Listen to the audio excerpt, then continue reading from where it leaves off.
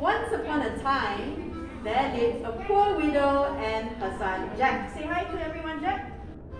One day, Jack's mother told him to sell their only cow. So, Jack took the cow and went to the market. Moo! Moo! Moo. On the way to the market, Jack met a man who wanted to buy his cow. So Jack asked, What will you pay me for my cow? and the man answered, I will give you 5 magic beans, okay? Okay. So Jack took the magic beans 1, 2, 3, 4, 5. and gave the man the cow. And Jack went home. Moo! But when Jack reached home and gave his mother the beans, she was very angry. What? She threw the beans out of the window and Jack was very sad. He went to sleep that night without his dinner. The next day, when Jack woke up in the morning and looked out the window, he saw a huge beanstalk had grown from his magic beans. And it had grown until it reached the sky. Using the leaves and twisty vines like the rungs of a ladder, he climbed and climbed and climbed until at last he reached the sky. And when he got there, he found a long and broad road winding its way through the clouds to a tall square castle off in the distance. He went inside the castle and there he found the giant's wife in the kitchen. He said, Could you please give me something to eat? I'm so hungry. Take these. the wife gave him bread and milk. While Jack was eating, the giant came home. The giant was very big and looked very fearsome. Jack was terrified and went to hide inside. The giant said, Please go over. I smell the blood of an egg rat. He alive for eating egg. I cried and born to make my grave. but the giant's wife said, There's none. so the giant ate his food and then he went to his room. He took out his sack of gold coins and counted them. 1, 2, 3. And then he fell asleep, snoring loudly. Jack crept out of his hiding place, took the sack of gold coins, and then he climbed down the beanstalk. When he got home, he gave the gold coins to his mother. Thank you! His mother was very happy and they lived well for some time. Good job, Jack. Okay. After some time, Jack decided to climb the beanstalk again. Once again, he went down the long winding road and into the giant's castle. Once again, he said to the giant's wife, Can you please give me something to eat? I'm so giant's wife said. Take these. But while Jack was eating, the giant returned. Jack jumped in fright and went to hide under the bed. The giant cried, 5, 4, 5.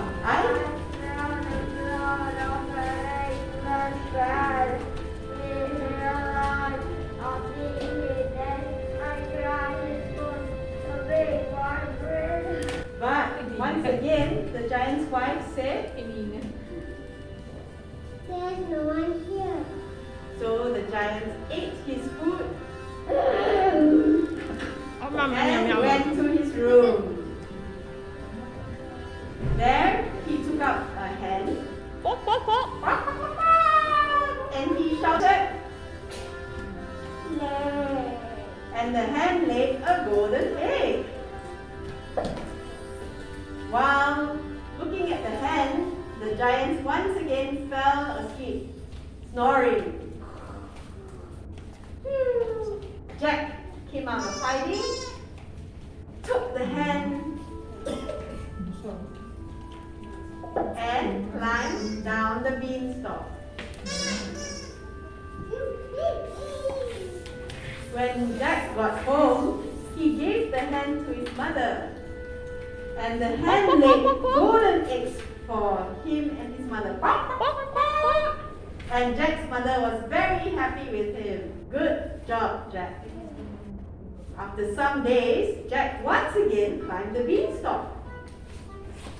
And he went again to the giant's castle.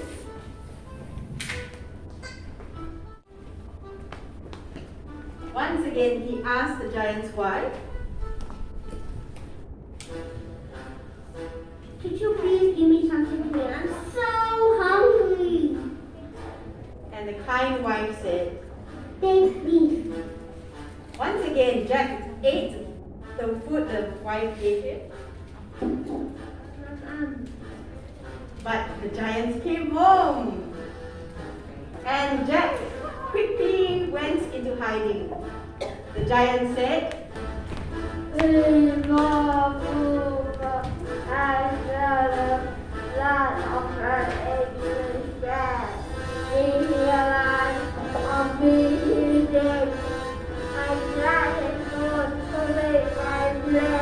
but once again, the giant's wife said,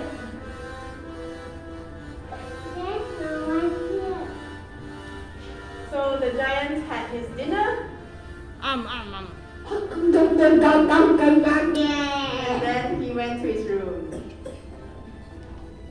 Now the giant had a magical harp, and he could play beautiful songs.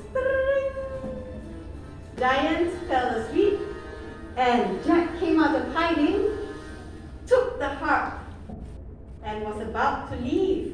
But suddenly the magical harp cried, "Help, master! A boy is stealing me!" The giant woke up and saw Jack with the harp. He was so angry he ran after Jack. But Jack was too fast, so Jack climbed down the beanstalk. So giant followed him, but Jack quickly ran inside his house. While the giant was still climbing the beanstalk, and Jack got the axe and started chopping the beanstalk. The giant felt the beanstalk shake, so he stopped. Then Jack gave one last big chop, and the beanstalk began to topple. The giant fell. And Jack and his mother, who had the hen, the golden eggs, the harp, and the gold coins, lived happily ever after. The end.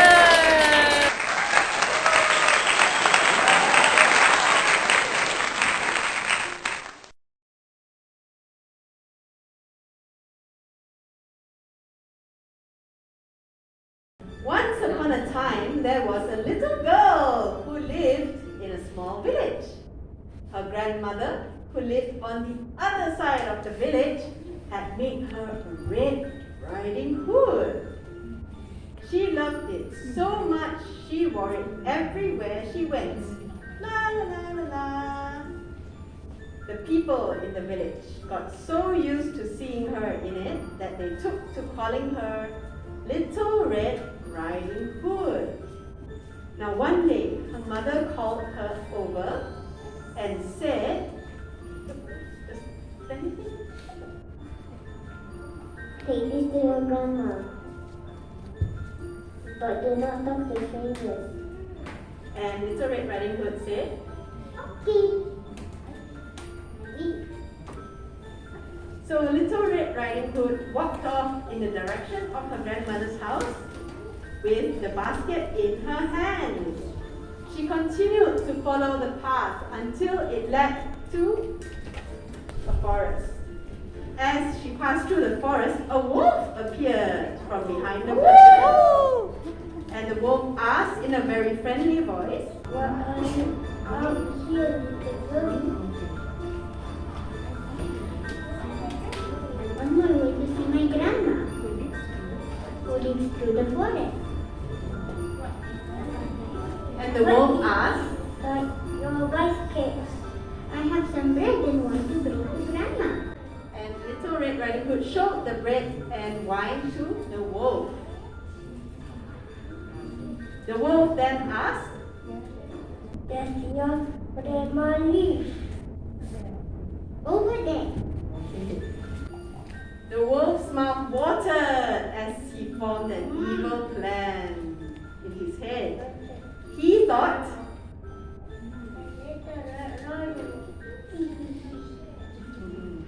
yeah, you can eat Grandma and Little Red Riding Hood together. So the wolf followed Little Red Riding Hood down the path. And soon, he began to talk to her again. Do you see those lovely flowers? The wolf asked, and distracted by the pretty flowers, Little Red Riding Hood forgot all about her mother's warning and stepped off the path to take a closer look at the flowers. While Little Red Riding Hood was busy picking flowers, the wolf went straight to Grandma's house. He knocked on the door, knock knock, and heard a voice inside.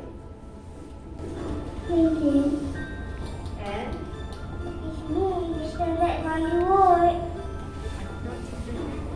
I got red and white. and Grandma said, Someone in. throwing open the door. The wolf sprang into the house. Oh! Grandma screamed with an evil laugh. The wolf pounced on her and Oh! swallowed her whole.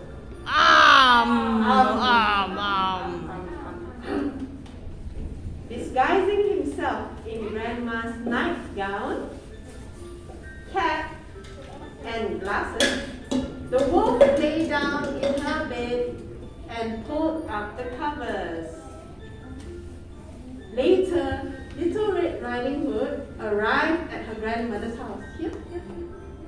She noticed that the door was open, so she entered the house and felt that something had changed in her grandmother's appearance. Her grandmother looked strange. She said, Oh, Grandma, what big ears you have. Oh, the battle. Here you are. Oh, Grandma, what big eyes you have. Oh, the battle. Here you are. Oh, Grandma, what big mouth you have. Oh, the battle will eat you with.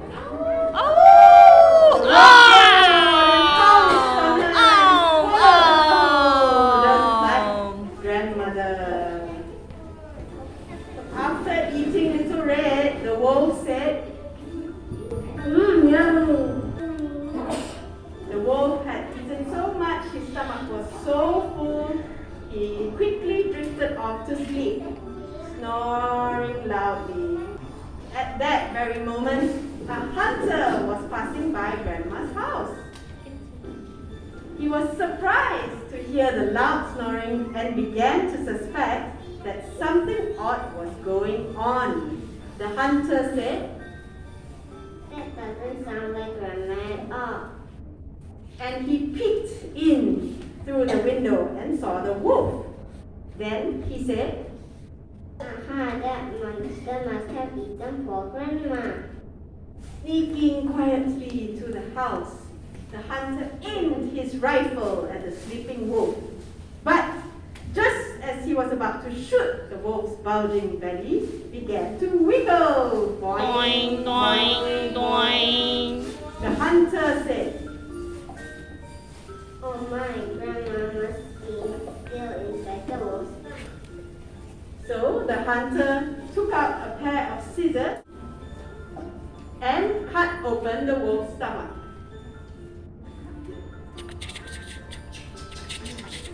Grandmother and Little Red jumped out alive. And Little Red said, Thank you for saving us, Mr. Hunter. I'm so glad you are both alright, but what should we do about the wolf? Let's teach the wicked wolf a lesson and fill his stomach with rocks. so Little Red Riding Hood brought some heavy rocks that she had gathered outside. And they loaded the wolf's stomach with the rocks.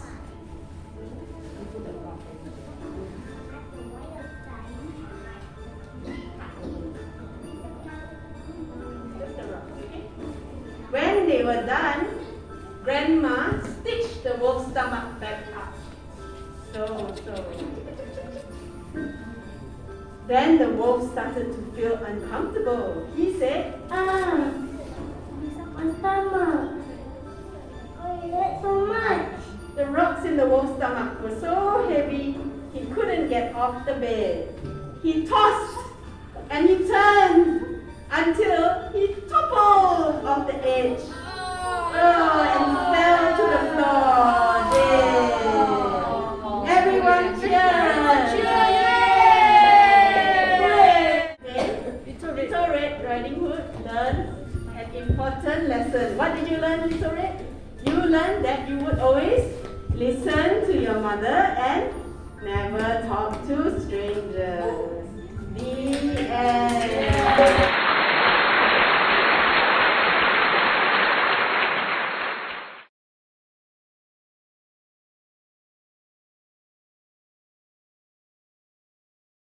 Once upon a time, there was a miller who had 3 sons. When the miller died, he left his mill to the eldest son. Come here, the eldest son. Okay, tell everyone. Eldest son. I'm the eldest son. And you have the mill. Yep. For his second son, the miller left his donkey.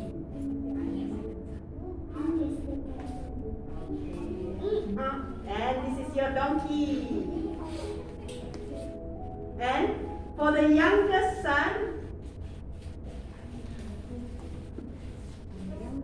I'm the youngest son. who was his favorite son, he left his cat Puss. Meow. Now the 2 eldest sons decided to live together, but they would not let their brother live with them. No, because he had only a cat. So the 2 eldest brothers went to live together like this. And the youngest brother was very sad. And he said, What should I do to earn a living? he sat thinking and thinking and thinking. Puss, his cat, jumped on the table Meow. and touched him with his paw.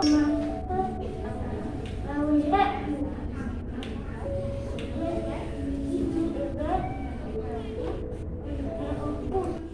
But the miller's son said,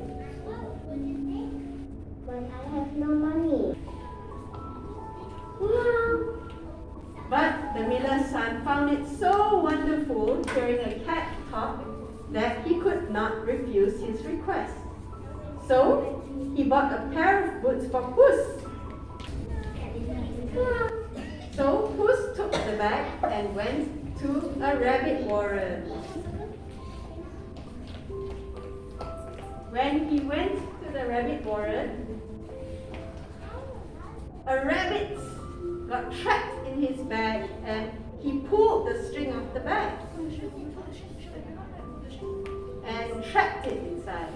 He then took the rabbit back to his master. Took the rabbit back to his master.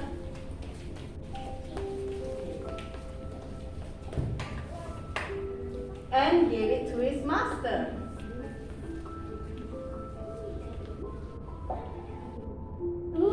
And they had rabbit for dinner. Yum, yum, yum.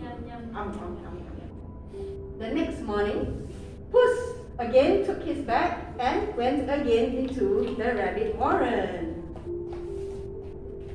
Again, he trapped another rabbit. But this time, instead of carrying it home, he walked to the king's palace and asked to see the king. And when Puss came into the king's presence, he made a low bow. Taking the rabbit out of his bag,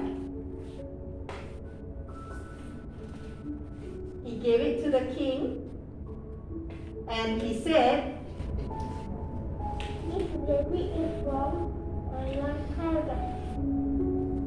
the king said, "Thank you, Puss in Boots. I will order my cook to prepare this rabbit for dinner." By the king's side sat his daughter, a very beautiful lady, and she said to her attendant, "This is Puss cup and cream." and the attendant gave a cup of cream to Puss. And he drank it all up. He liked it very much. Then he went home.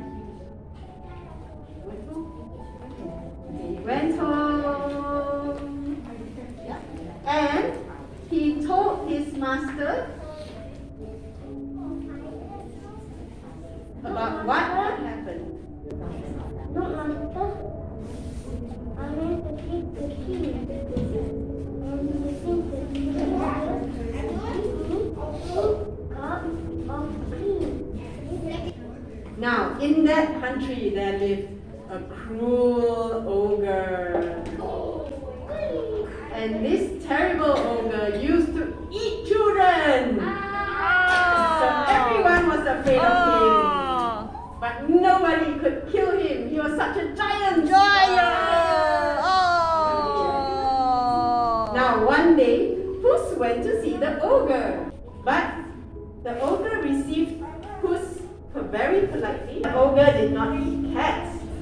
So Puss said, "Oh, great, I tried to open here. You can turn yourself into any creature." "Yes, I can." said the ogre. Then the ogre, who liked to show how clever he was, turned himself into a lion. Row. Puss was quite frightened and jumped out of the way. Then the ogre quickly changed himself back into an ogre. Puss praised him, yes, and asked,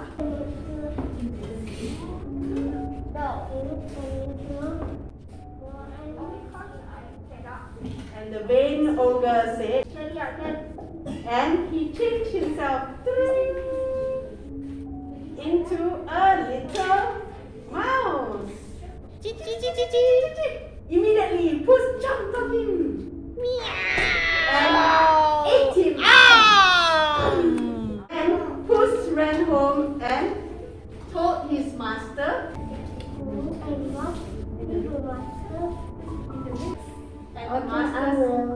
And the master said, "Okay, I will." Now, while the master was in the water, Puss took the master's clothes and hid them under a large stone. Now the king's carriage, bum-ba-da-bum, Bum, came ba-da-bum. in sight. Bum-ba-da-bum. Soon after, just as Puss had expected. And Puss started shouting loudly, Help, help, my Lord Parvati. and the king put his head out and asked. What's the matter? Puss told the king, Help. Someone has taken my master's sword. and the king said, Ask my attendants to get a suit of my own clothes for Lord Carabas. for the king had remembered that Lord Carabas had sent him the rabbit. So the king's attendants dressed the miller's son in his own clothes. After the miller's son had put on the king's clothes, he looked very grand and handsome. So grand, wow. And the king said to him, Come right with me. and the miller's son said, Thank you, Your Majesty. and he went into the king's carriage. Puss ran in front of the carriage, and he soon saw some reapers gathering crops from the harvest. When he saw the reapers, he said, Take his hand, belongs to the Lord Carabas. If we don't, he will kill. and the reapers were so frightened. So when the king's carriage came by, bum, ba, da, bum, and the king saw the fields, the king asked, Who does this fine fields belong? and the reapers answered, Lord Carabas, Lord Carabas, Lord Carabas. Lord Carabas. Okay. And everywhere the king's carriage went, all the laborers and herdsmen said the same thing, Lord Carabas! Lord Carabas! Lord Carabas! Lord Carabas! And the king was very impressed. Then Puss ran ahead again, went into the ogre's castle. When the carriage stopped at the ogre's castle, Puss came out and bowed very low. And he said, Welcome to the castle of Lord Carabas. the king was delighted, for it was indeed a very nice castle. They sat down to a great feast, which Puss ordered to be served.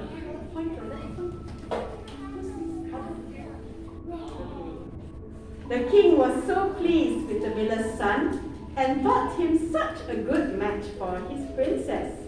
So the king said, Lord Carabas, I would like you to marry my daughter. and the miller's son, who had already fallen in love with the princess, got up and bowed and said,